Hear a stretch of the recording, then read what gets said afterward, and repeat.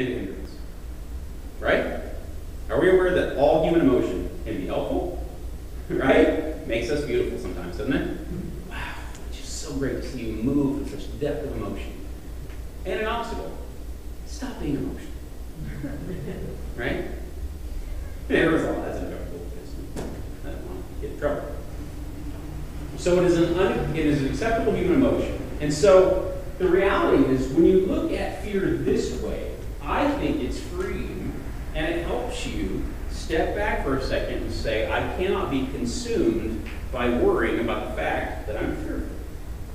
And so now let's take a look at, now we accept the fact that fear is an acceptable human emotion, and thus, because it is an acceptable human emotion, it is now a part of our faith. It has to be a part of how we operate as human beings.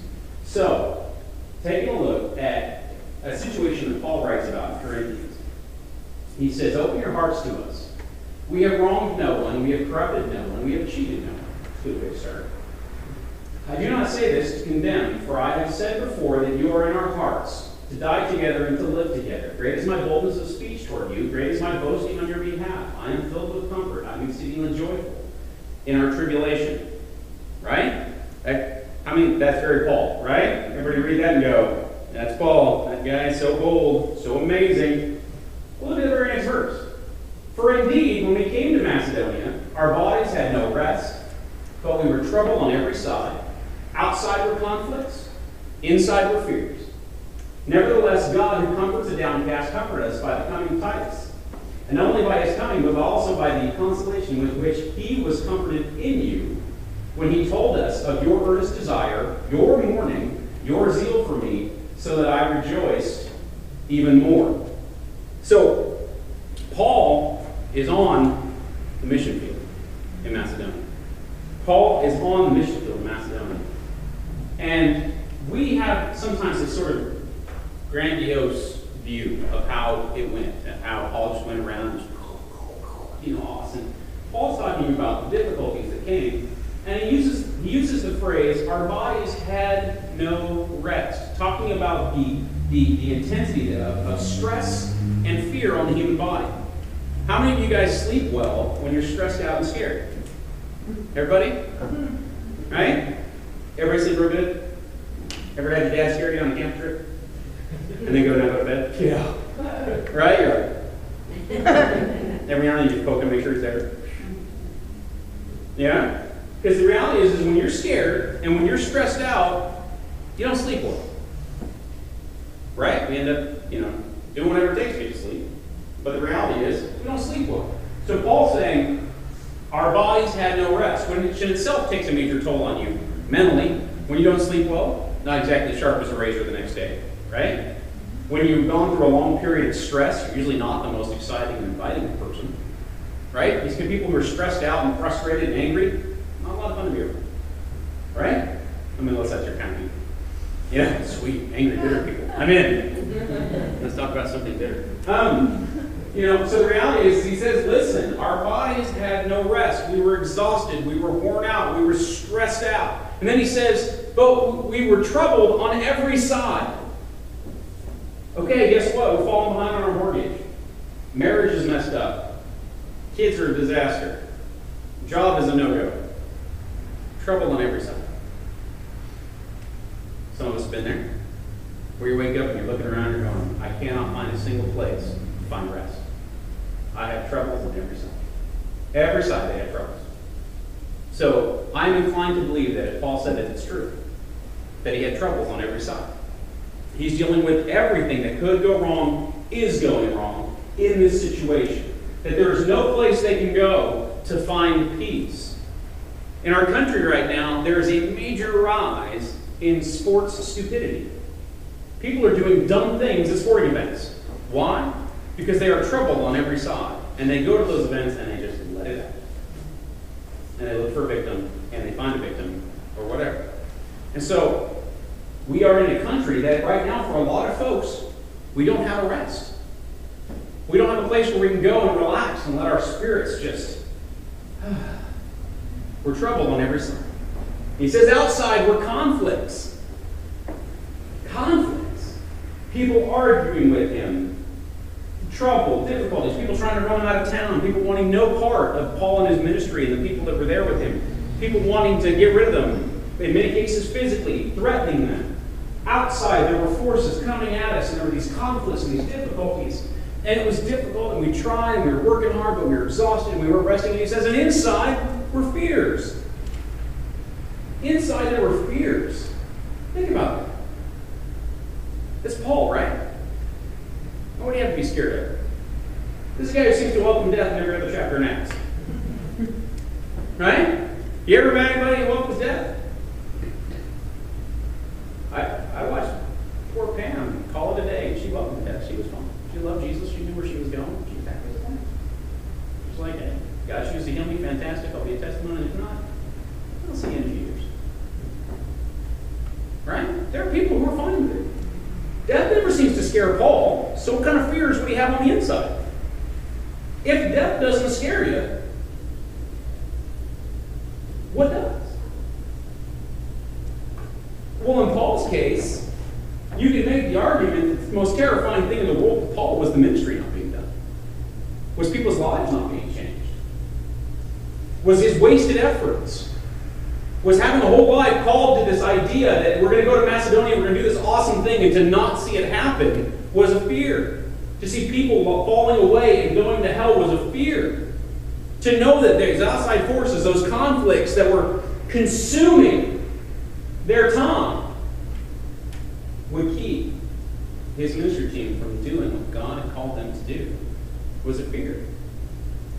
And like I said, I think it's a lot easier, I think, in many cases. Please feel free to disagree with me, but it's a lot easier in many cases to die for God than to live for Him. For a lot of people, if you're asked, you get one shot, most of us will say, I'm not going to pronounce my faith, I'll choose that. But it's the long haul that's scary. You want me to give it all up in an instant, that's one thing. You want me to give it all up over 50 years, that's a whole story. Right? Most of us can live within a budget on Monday. Most of us cannot for the week. You know what I'm saying? And it might be a weird thing to say, and it might be hard for some of you to believe, but I tend to believe the church is asked in a moment to make a decision. The church will make the right decision. The church is asked over 50 years to make the right decision. A bit more correction. And so you have to understand. And so he's saying, listen, inside there were fears. So the three things he was dealing with, troubles on every side. Outside were conflicts, inside were fears. He's got all kinds of stuff going on. This is a terrifying, difficult situation for Paul. And so in the middle of his Macedonian darkness, he points out that God brings comfort to the downcast. That God brings comfort to those who need it. That God brings comfort to those who are hurting, to those who have fears. He needs relief from his fears. He needs relief from the things that are going on. And so God brings along Titus at the very last minute. Right? Like a cowboy. Comes right in. We're scared. Things aren't going well, right? Every John Wayne movie made in Monument Valley.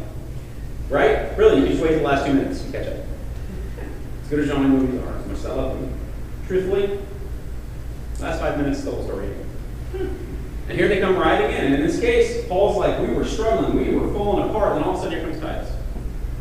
Titus comes in, comforts us, helps us out, works us out of our conflicts, works us out of our inner turmoil, works us out of the difficulties we've been dealing with. Why? Because Titus is fresh legs. Titus is fresh legs. He comes walking in and he goes, boy, things seem bad here. I'm just so stoked that God called you to this ministry, Paul. I'm so stoked that God brought you here. I'm excited about what God's going to do through you. And you know what? All this stuff's going to go away. Huh? That's what he does. You read on, that's exactly what Titus does. He comes in and he says, yeah, it looks bad. It's going to be fine. Right? If you read history, America played a major role in a couple of world wars back in the 20th century. You read that. Both times, we waited to the last minute. Why? Works out better that way. Because why? We walked in, everybody else is exhausted, we said, we're here. And we were in right there. Right? It's nice to be the fresh legs sometimes, right? You don't have to be the most talented if you're the fresh legs. But that's what happens in this case, is that Titus walks in and says, listen, God has called you. He reinforces in Paul and his ministry team that God has put them there. And he says, listen, you need to overcome your fears. You got big things to do. Get over yourself and get on with it. Yeah, I know. You got troubles on every side. And I get that. Inside fears, outside conflicts. Heard it 1,000 times. But God has called you guys to this moment, and I want you to be raised up. And so he comes in and he says, listen, it's time to get back to work. So we get back to our original question. Should Christians have a different approach? When you look at throughout the Bible, you see that God promises comfort to the downtrodden. God promises strength. God promises to have our backs when we are at work in what he's doing. When you read about God saying, I will help you overcome your fear biblically, he does not say, when you are out there just winging it and disregarding everything I've ever told you. He says, fear not, for I am with you. I will strengthen you. I will help you. With my righteous right hand, you will get this done together. In the case of Paul, when Titus comes in and says, listen, God has called you and anointed you to this situation, and it is time for you to rise up. It is time for you to overcome your fears. We talked about fear being an acceptable human emotion. But in the case of just sort of saying, listen, all fear God helps us overcome, is when you read the Bible, you see that God consistently promises assistance when you are living a life that is pleasing to him. It does not say that every time you struggle with fear, I'll take care of it. He talks about living a life that is pleasing to him, and thus he promises. When you look in the Old Testament, there is an old way of saying the Old Testament is, if you, I will.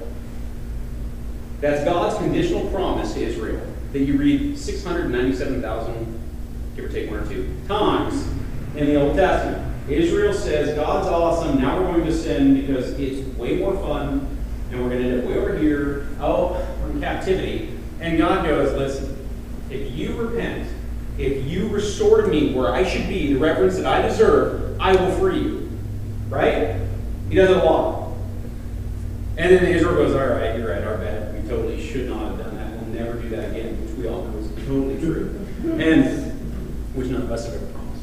And then God restores them, right? All of a sudden, Israel's awesome, healthy economy. And then they do it again. Right? This time they're like, well, we'd much rather worship this golden cow because it seems way more godly than the pillar of fire and the burning bush and all that, because that stuff's like low end. Look, we made a cow. Right? It did. A cow. Right? And then God goes, all right, you're going to worship a cow? Really? A cow? Like, if you think God might have had maybe a little more respect for something else, but a cow? And so all of a sudden he goes, well, you're on your own. And they say, all right, our bad. We totally were wrong about the cow, I guess. And it didn't deliver us. We're back. And God goes, oh, fantastic. I'll restore you. And so throughout the Old Testament, you see this conditional promise that God makes to Israel. Now, what we've done is we have sort of inverted the conditional promise, and we've said, God, if you, we will. Right? Which we all know, God's not a huge negotiator. Right? He just kind of goes, no. Right? But that's how we think, no, come on, let's keep the discussion going. And so the reality is that in this case, you see a continuation through Jesus. I'm with you always while you were doing the work. Paul says the Holy Spirit of God is within you while you were doing the work. As long as we are walking in a life that is pleasing to God, he promises to do his part. But when we step away, things change. And so the second part of that that's very important, is that, go back. We should never let fear pick our direction. One of the things that, when you read through these verses, Isaiah, Matthew, and Timothy, and then ultimately we're read in the Corinthians, is fear cannot allow Christians cannot allow fear to pick their direction. When you drive up and you're out in the middle of nowhere, and you're driving down some road, and all of a sudden you see a sign that says the bridge is out. Okay? Most of us go ahead and go some other direction.